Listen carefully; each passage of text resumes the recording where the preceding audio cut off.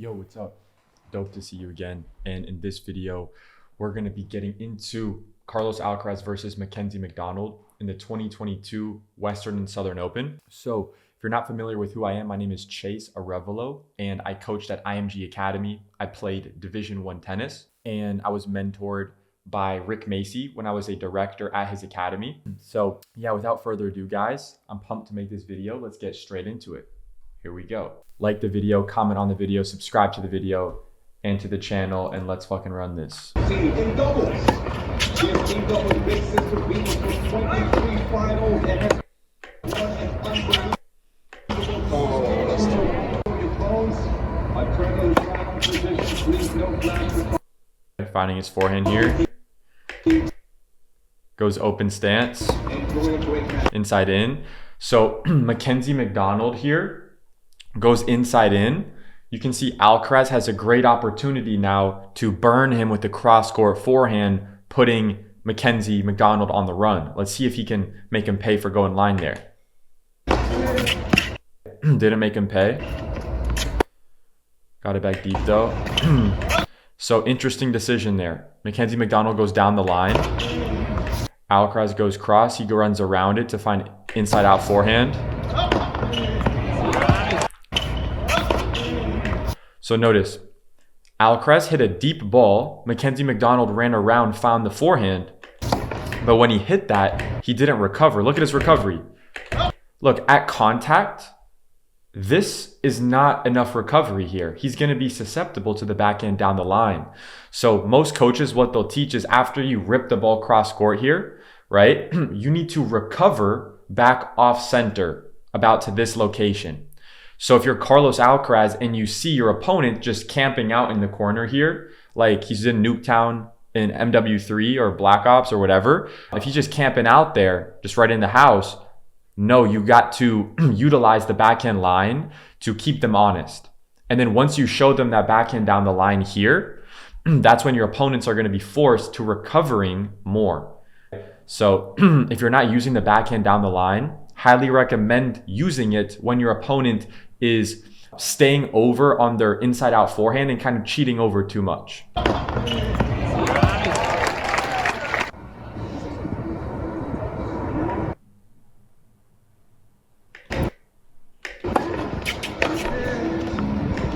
On the run forehand, open stance.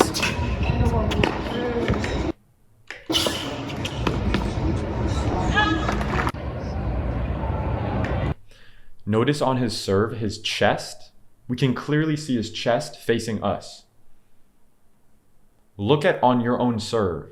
Do you rotate your body enough or are you too forward facing? This is one factor that you can manipulate on your serves and adjust and experiment with how much you're coiling and turning your body. Just pay attention how McDonald, his full chest is facing us.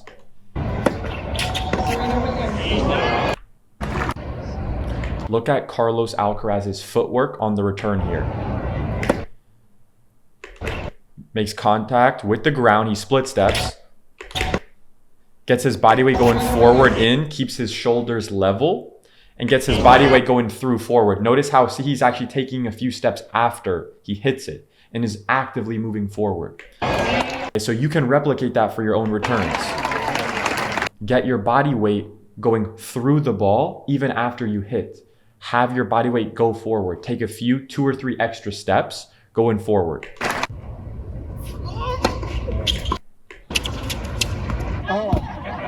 That's not a bad miss though. He missed it a little bit long or a lot long, but if there's a miss on your returns, that's one of the best misses you can make. Missing it deep, middle, but he just didn't hit that right. So pay attention to his decision making here. This is a serve +1 combo. He serves, gets a short ball. He's saying, I'm going to use the serve +1 combo here. Now, am I going to go cross court or am I going to go down the line? He has the intention of coming into net after this ball. So see what he does. He rips it down the line. And notice, why doesn't he go cross court? Because from this recovery position here, from McDonald, look at where he recovers. Can Carlos Alcaraz hit a winner cross court? Is he going to have some doubt that he can hit a winner cross court here? The ball's not that floating up in the air, so Alcaraz probably has some doubt that he can hit a winner cross court. So it's very simple. I can't hit a winner cross court, so I'm going to rip it down the line if I'm thinking about this like an approach shot coming into net. So it's very simple why he went to that location. And you can apply that for your own game as well. A lot of players, they don't know, when I hit a good serve and get that short ball, should I go cross, should I go line? Just simplify it, guys. Just simplify it. If you can't hit a winner cross court, go down the line on your approach shots. It will help you tremendously. Now you can just focus on executing that strategy.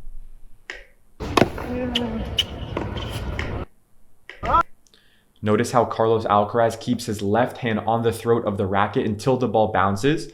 Notice how his racket head is above his wrist. The tip of the racket is above his wrist before he goes forward.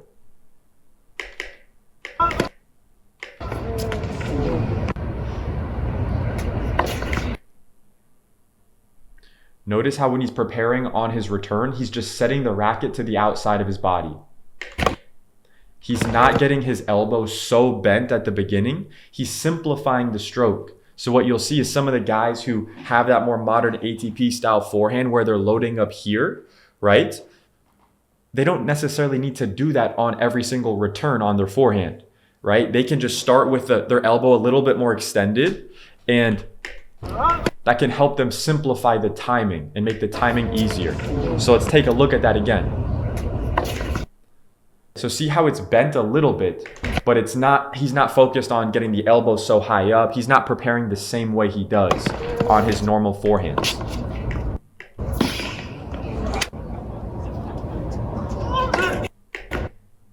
Big serve out wide. Wow, take a look at that return footwork though from McDonald. Look at his split step. Split. Notice right as he split steps, he transfers his weight onto his right leg.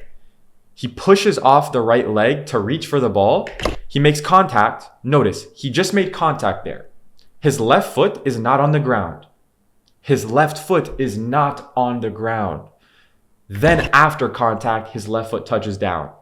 So when you're on the run, when you're on the stretch, when you're trying to time even returns like this, make sure you're really thinking about the timing of the right foot, the contact point, and the left foot. All right, that's one of the best things to focus on when you're trying to improve your returns.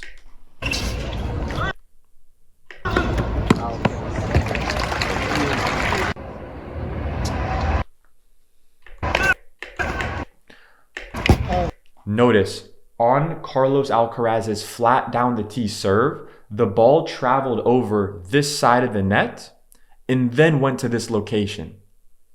So when you're going for your down the tee serves, visualize a square right here. Visualize a square right here. And yes, you want to obviously aim at the actual target, the spot on the court. But where does the ball have to pass through first? It has to pass through that window if you're not hitting that checkpoint currently.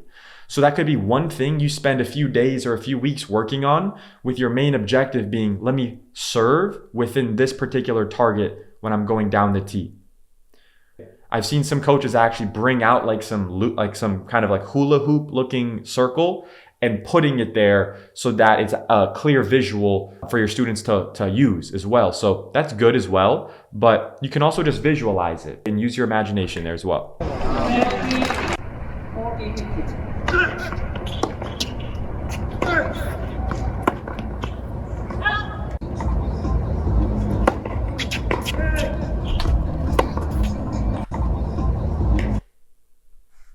Look at his tilt in his shoulders. Shoulder, shoulder, elbow angle, facing up.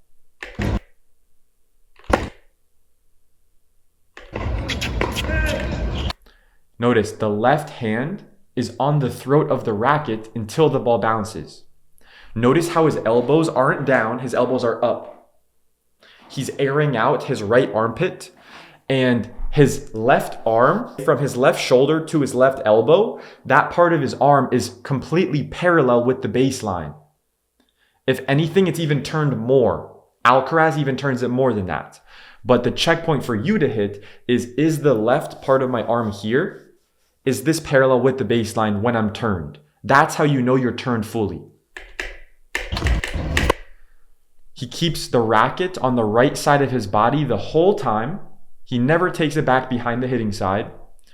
And he gets his right elbow to be essentially completely straight at contact. He has very solid technique, very clean technique.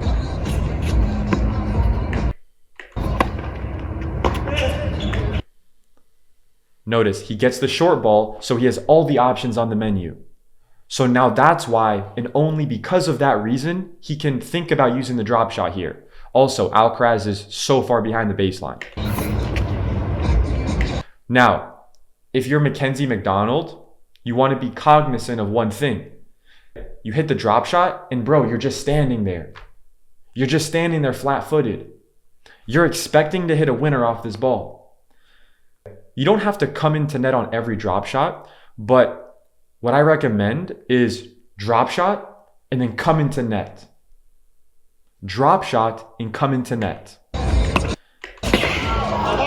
That was a good drop shot though. So it didn't come back, but what if it did come back? You want to be at the net to take advantage of that ball that your opponent's going to catch with the open strings like this, right? This is assuming you execute a good drop shot, right? Where your opponent is in a disadvantageous position.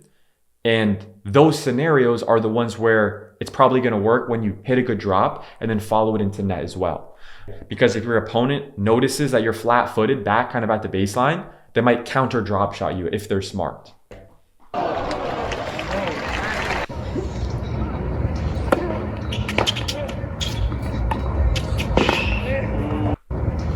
Pay attention to Mackenzie McDonald's decision making here. Hits a good serve, goes in for the serve and volley, it bounces. He prepares, he sets his racket with the edge of his frame facing forward. So if you are standing, let's say you're in the crowd sitting right over here, and you're these two guys right here, you can't see the strings on his racket. You cannot see the W on his racket if you're one of these guys over here. So like, let's say you're a coach feeding balls to your player. You can take a look at their technique and say, when they're preparing, when they're taking the racket back fully and preparing with the turn, can I see the frame of the racket or am I seeing the strings more and seeing the W on the Wilson racket, right? And that's one checkpoint that you can see. But the main lesson is he's fully set and prepared even on this ball here. So he's doing the same thing that he would do if his coach was just feeding him a backhand cross court. And he goes down the line here.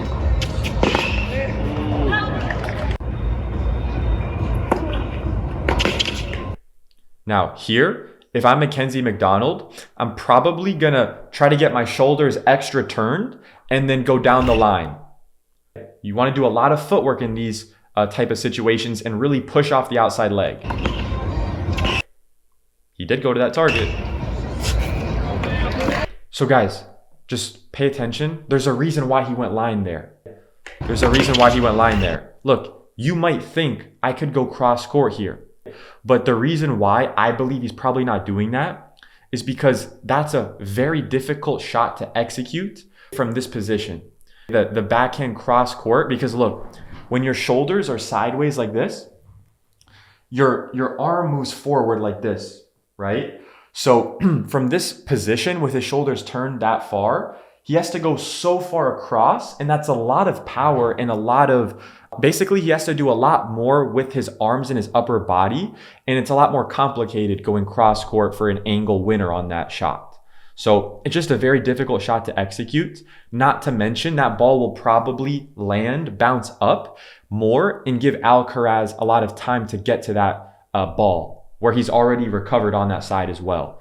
So there's just a lot of reasons why you want to go down the line here. And it basically still kind of sums up to lower likelihood he could hit a winner cross court. So keep it simple. Go line on that.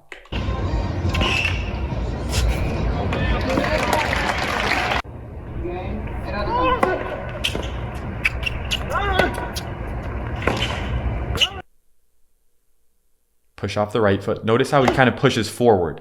You see that? He pushed off the right leg is getting his body weight actually forward a little bit. Oh, and he actually plants on the right as well. It's really good body control there.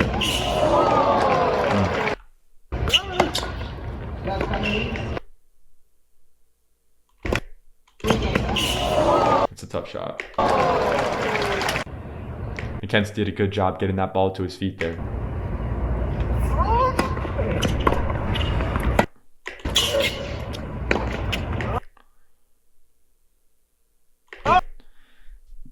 Notice Carlos Alcaraz's left elbow is bent when he's preparing on his backhand.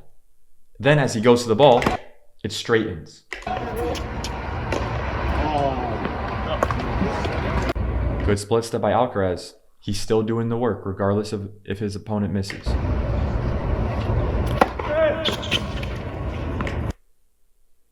Left hand is still on the racket. But do you see that? Look how long he kept the left hand on the racket. So if you're a higher level player, maybe like 9, 10, 11, 12, 13 UTR, for you specifically, it might even make sense for your coach to tell you, you need to keep your left hand on the racket even a little bit after the ball bounces. Just to keep you more connected, because you probably accelerate a lot faster than maybe some of the lower level players, right? And you're really athletic. So for you, it might actually make sense to be programmed to hold on even longer. And just notice Alcaraz is doing that. Open stance. Wow. Good decision for McKenzie to go cross there.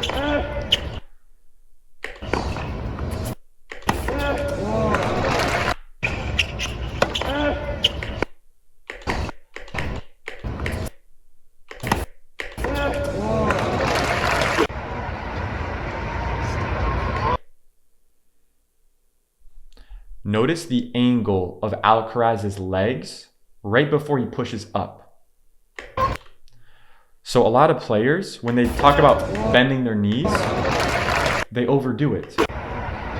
A lot of players bend their knees actually too much on their serves. Look. Look at his angle of bend here. Look at where his shins are. Look at where his quads are angled, like this part of his leg. Just look at that angle, and then look at the angle you're doing. Is it similar to this? Some players, when I see, it actually is too much bent. And my only issue with that is like, is it giving you like extra power? Is it helping you, or is it hurting you? If the leg drive is still a bottleneck, experiment with the angle that your legs are positioned before launching up. That's just one other factor that you can manipulate with you and your coaching team. That's one thing when I'm analyzing footage for players in my online program. That's something that I look at. I look at the angles of their body and manipulate those based on what I see specifically in their footage. So it's good to look at the pros and see what they're doing, but then it also helps to have an expert apply all of the right biomechanics for your own specific body. So make sure your coaches back home or whoever you're working with around the world, make sure that they are taking a look at the angles of your body and optimizing those as you kind of go throughout time. All right. And see where you can adjust. What can you optimize? What can you get better with?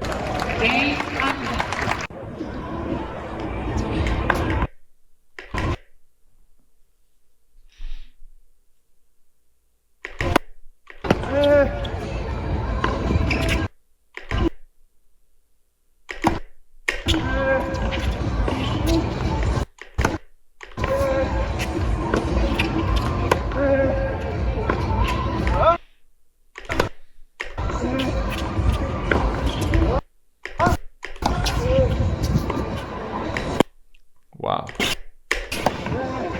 Wow, that's crazy. That's fucking crazy. Hold on, I need to see that again.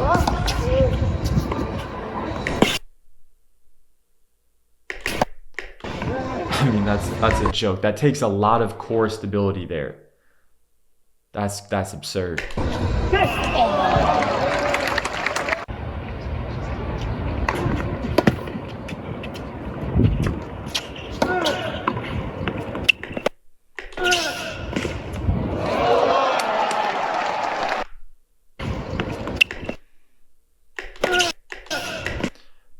That's just too good. Not necessarily a bad choice from Alcaraz there. That's just too good.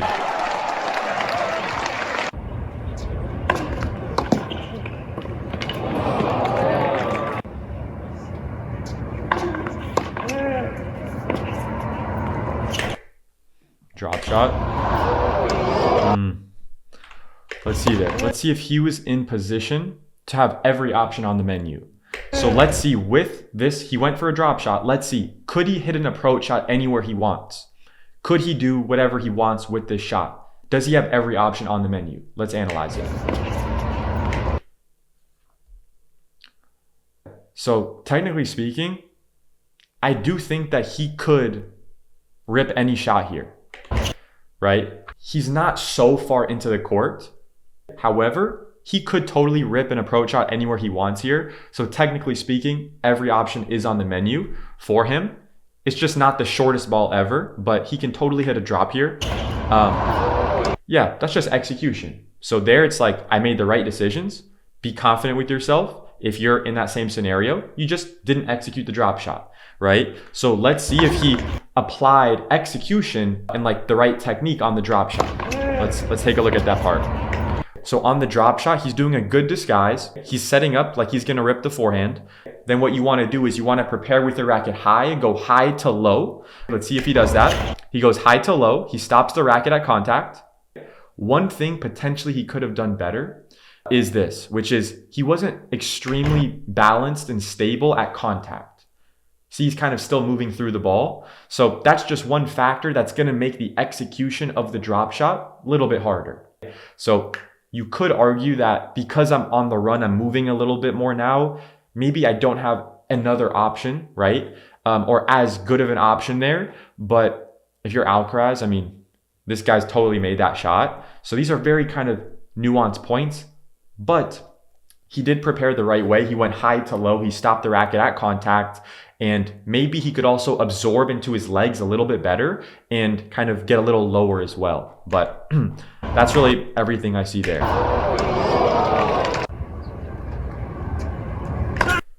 Big split step from Mackenzie.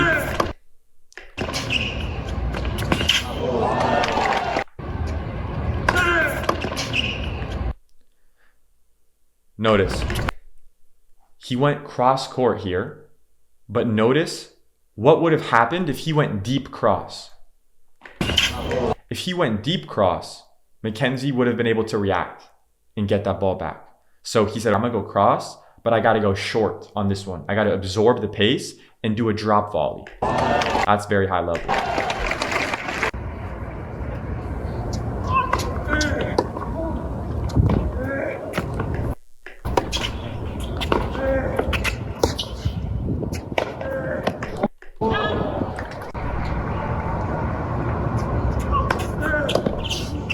Notice his out wide serve broke the sideline here within the service box. So even though it was still kind of here in the corner, it broke the sideline out more this way. Now, Alcaraz should go down the line here and come in. Yep.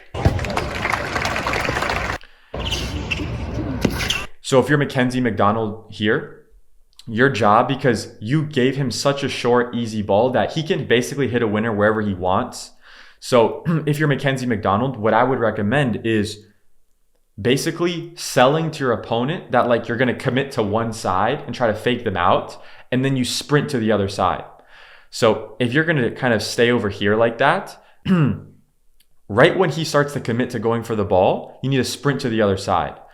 Or start sprinting to the other side and then kind of do the reverse. But here, because it's so short, your opponent 9 times out of 10 is going to go down the line. So the only thing he really can do is anticipate, guess and go, pick a side. He just picked that he was going to go cross. So not much you can do there, but he could try to anticipate and guess and go a little earlier.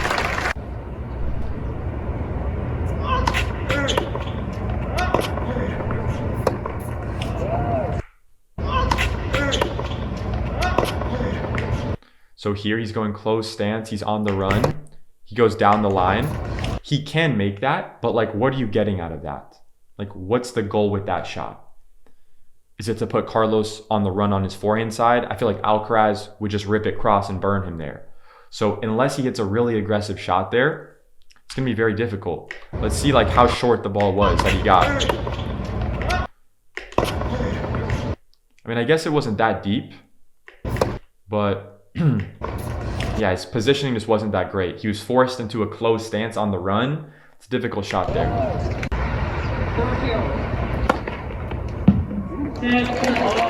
Big serve. Notice how it went. The ball path was this way. Over the net this way. Boom. Traveled over the right side of the net before hitting that spot down the tee.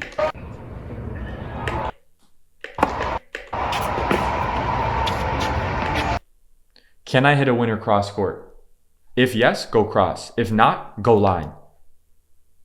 He could probably hit a winner cross here if he really hits it big. Oh, goes line. Not a bad decision.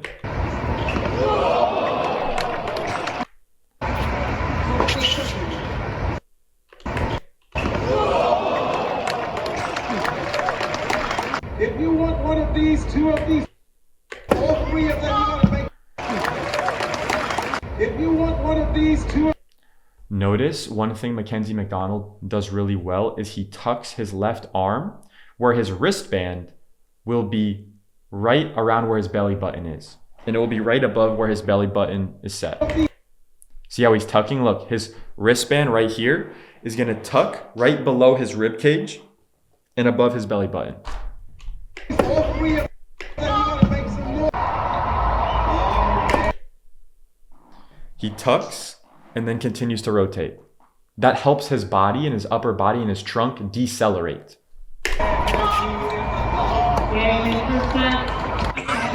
So when you apply that and when you tuck, it stops your trunk from rotating and it speeds up the racket in your arm. So you'll have a little bit more power and pop on your serve. So if you're not applying that, check your footage, see if you tuck, and you can experiment with how aggressively you tuck with your left arm, with your off arm.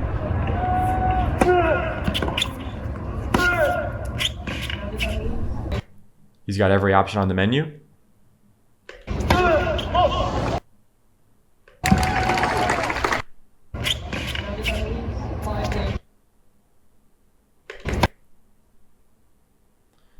Solid anticipation from McDonald there. He's anticipating he's going to go line there. It's a good decision from Mackenzie. Alcaraz just did a good job waiting there, waiting for him to commit.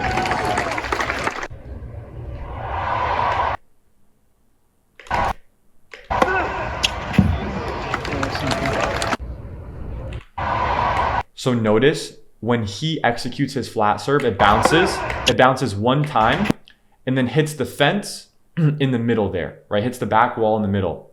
So when you're training your flat serves, pay attention. How many bounces does it take to hit the fence? And you should get it to being one bounce. It bounces in the court, in the box, and then hits the fence. But then you can also kind of train and see how high up on the fence does it bounce, right? And then kind of work your way up there. And that can be one other objective kind of thing that you can focus on when you're trying to hit bigger flat serves. It can be a target that you train.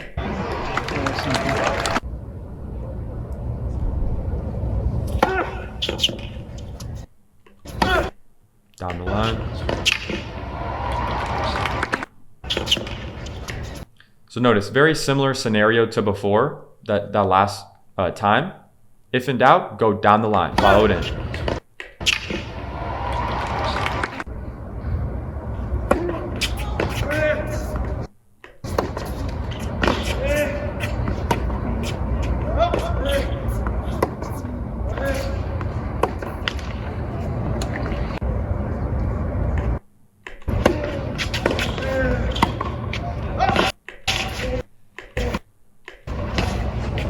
Oh, wow.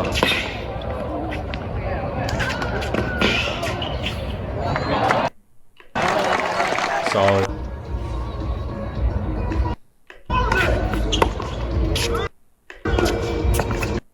Notice how his shoulders are level. McDonald's shoulders are level here. See, his shoulders are still level.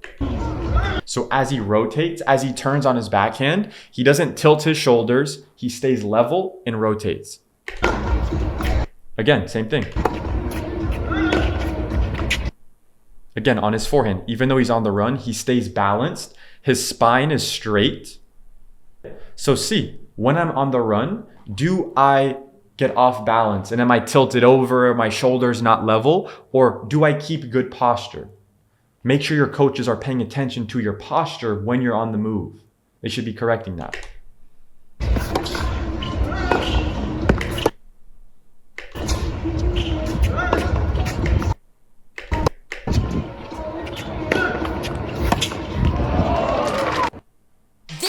With Bunch of Balloons, get ready to be your own backyard hero. Fill and tie 100 balloons.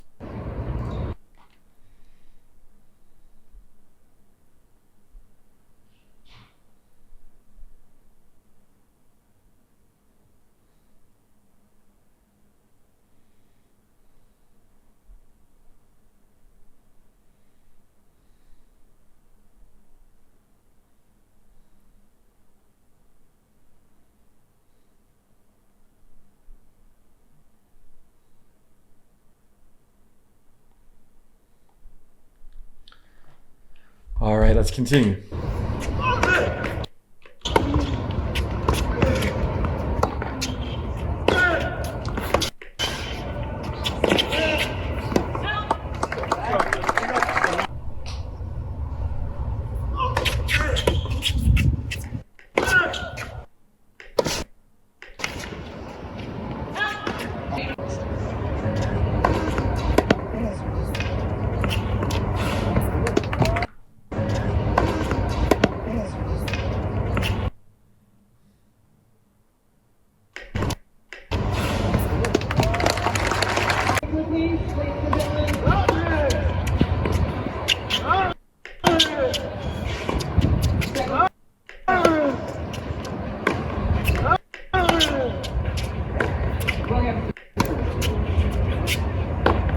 Great split step from Alcaraz.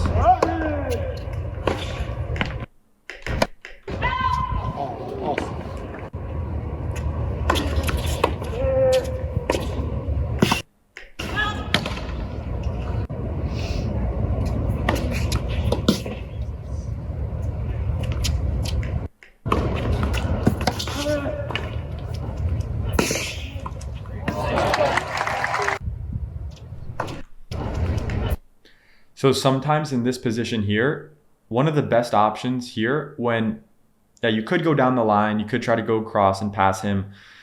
If you're playing someone who's a good player at the net and they have good hands, what you can do is they're probably expecting you to go cross or line.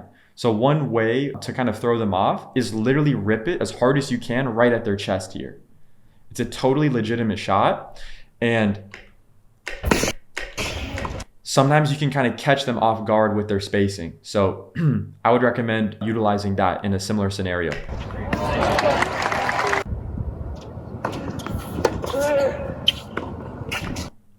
So he approaches cross court backhand.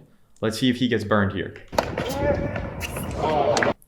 So just pay attention. Even though Alcaraz says like whatever there, it's like, dude, look at objectively what McDonald messed up on there.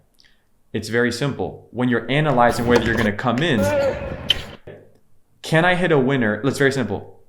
I want to approach on this ball. Should I go cross or should I go line? Can I hit a winner cross court? Here, he doesn't go aggressive enough that he can hit a winner cross court. He just tries to approach on a normal backhand cross. There's a reason why he got burned there. He could have gotten burned cross. He could have gotten burned line. It's just not the right strategy there, right? So when you're playing, just realize, look, these guys are even messing up some of the strategy stuff at the pro level, right? I mean, look, the matches are long. No one's perfect. Everyone messes up in tennis. But just pay attention. If you stick to a disciplined strategy, you can eliminate some of these careless errors. And you can even see at the highest level, these guys sometimes still don't follow it, right? And he got burned because of it. So think about if this applies at this level, think about what this can do for you in your situation when you're playing against 5 UTR, 6 UTR, 7 UTR, 8 UTR, 9 UTR, 10, 11, 12, whatever, right? It can help you tremendously, guys. So pay attention.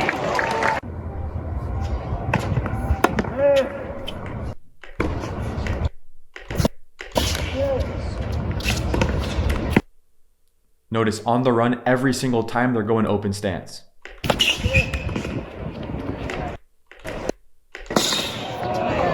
Wow, this is crazy.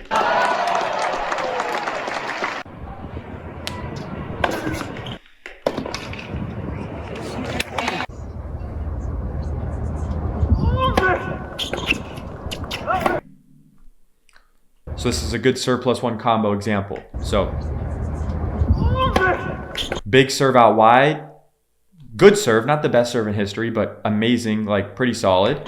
Gets a short ball, not enough time to run around it, so he's gonna hit a backhand. That makes sense. Now he gets a short ball, he wants to approach on it.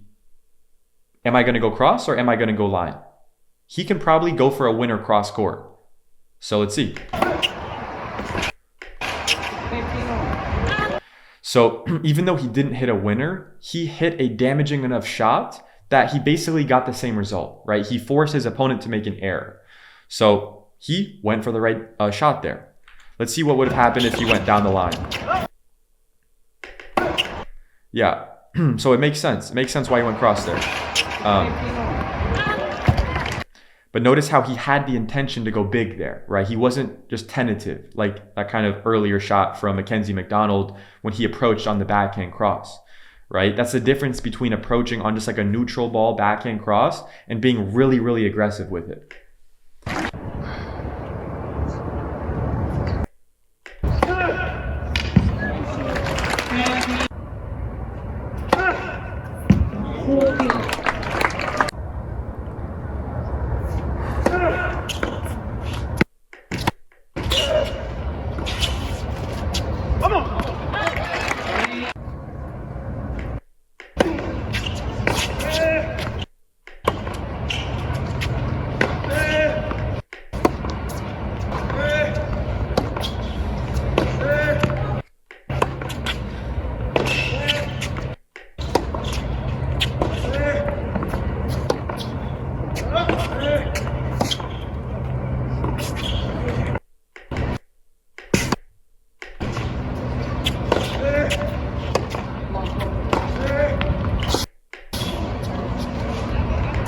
Here, Alcaraz has a lot of different options. If he wanted to, he could totally play a drop shot. If he wanted to. Let's see what he does. Where do you think he's going to go? Do you think he's going inside out, inside in? Or do you think he's going to go?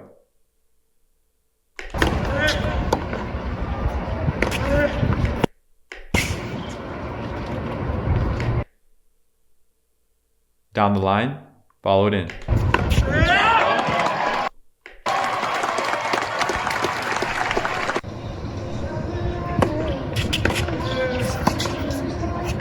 Cross. Cross. That's a huge shot. That's insane. Notice again, he went line there on the backhand volley.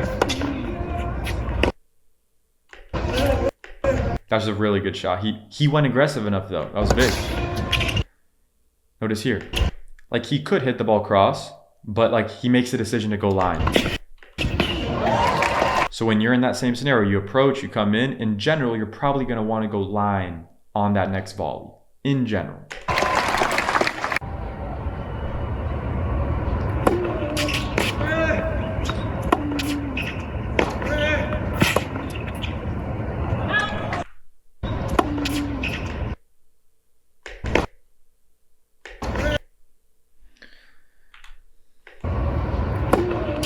So after that serve plus one, Mackenzie goes down the line and he really recovers very off center. Alcaraz notices that, rips the line, gets him really stretched on the run. And there, if you're McDonald, it's like going down the line is way higher risk. So the error is not that he missed the shot. The error is that he didn't miss the ball over here. He should have missed that shot here. If he missed that ball over here as a coach, it's like, good job. Like, you tried the right shot, just execution, and nobody's perfect, right? You might mess up on execution, but the decision to go on the run, forehand down the line, when you're not even trying to really finish the point or do anything with the ball, I'm not convinced that's the right decision there.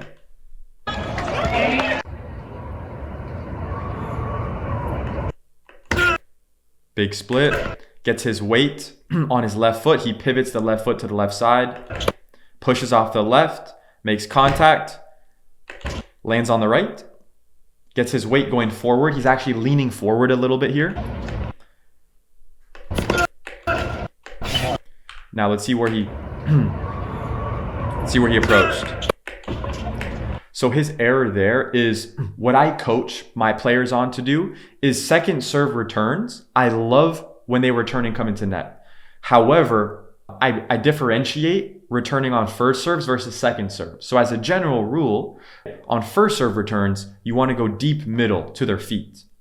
However, on second serve returns, I want you to go big, return, come into net, but you want to pick a corner. Go to the corner and come in, right? So his error is that he's going body, which the reason why that's not going to be as effective is it's going to make it so your opponent doesn't have to spend time running for the ball, which means they're going to be able to make contact very fast, very quick, and the ball's going to be coming back at you. And because of the angle of your approaching here, coming into the middle, your opponent has so much space to pass you. So basically, if you're going to approach, you should really be approaching down the line in general here. So I would recommend this target, but basically the error is mainly giving him the opportunity to play the shot before you can even really come in. So lesson there is second serve return. When you return and come in, pick a corner and go for it. I'd rather him miss the return, but miss it to a corner there. Either a little wide, a little bit long, whatever, right? Try to take a little bit more risk on that return instead of just going right to their body, all right? That could still work if you go big to their feet and they just kind of are forced to pop it up. But if they can prepare, get their feet set up, you're going to get burned more often than not.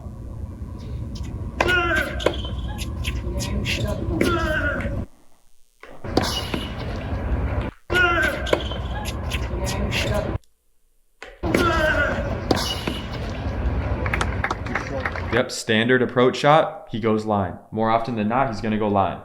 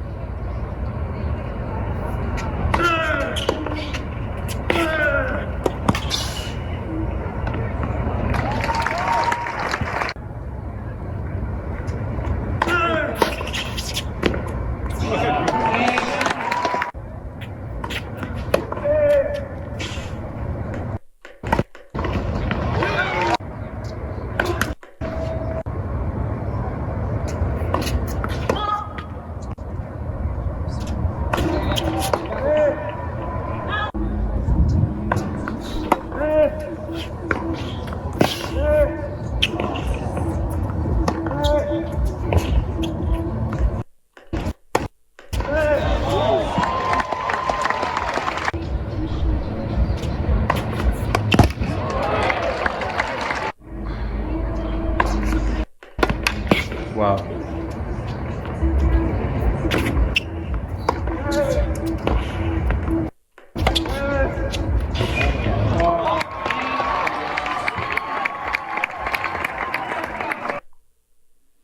One interesting thing that I was just thinking about, seeing Alcaraz just ripping the balls down the line, just being super confident, changing direction, is something that when I was a director at the Rick Macy Academy, working with Rick, there was this one really young athlete who, very talented, one of the best female players in the world, I believe at the 12 and unders.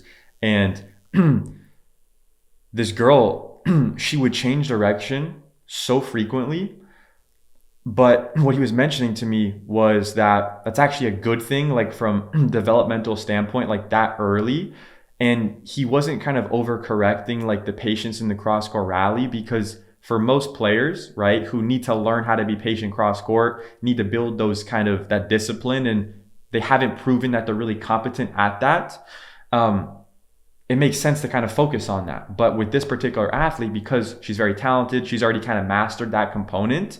When she's playing points, he was mentioning to me how, like, with athletes like this, you actually don't want to overcorrect them with like their cross court kind of patterns. And it's actually a good thing that they're really pulling the trigger, and you want to build that and kind of reinforce that with those athletes who are kind of really talented in that position.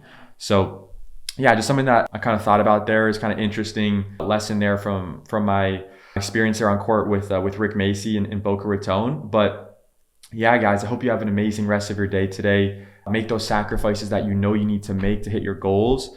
And yeah, if you got any value out of this video, like the video, comment on the video, and subscribe to the channel.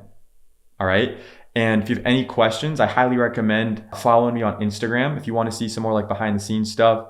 And yeah, follow along. We got a lot of dope content in store for you guys. But yeah, with that being said, I'll see you in the next video. Peace out.